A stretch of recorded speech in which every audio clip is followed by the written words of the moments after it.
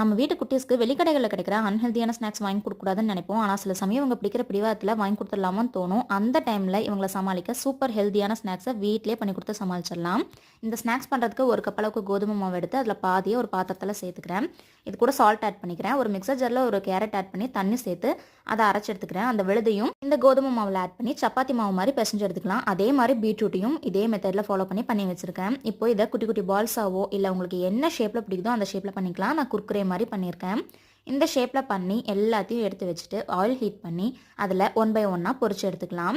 இது வேகாதுங்கிற டவுட்டே வேணாம். நல்லா லோ அண்ட் ஹை ஃப்ளேமில் மாற்றி வச்சோம்னா சூப்பராக குக் ஆகிடும். இது ஒரு பவுலில் சேஞ்ச் பண்ணி கொஞ்சமாக garam masala, red chilli powder, salt add பண்ணி நல்லா மிக்ஸ் பண்ணி எடுத்து வச்சுக்கலாம். இது கூட சாஸ் அப்படி இல்லைன்னா ஹனி கூட சர்வ் பண்ணால் சூப்பராக இருக்கும். ஈஸியாக எல்லாமே வெளியே கிடைக்குதுன்னு வாங்கிடுறோம். ஆனால் நம்ம ஹெல்த்தும் ஈஸியாக ஸ்பாயில் ஆகுறதுங்கிறதே மறந்துட்டுருக்கோம். நம்ம ஃபேமிலியாக ஹாப்பியாகவும் ஹெல்த்தியாகவும் வச்சுக்கணுன்னா அது நம்மள மாதிரி ஹோம் மேக்கர்னால தான் முடியும். அது நம்ம கையில் தான் இருக்குது. ட்ரை பண்ணி பாருங்கள்.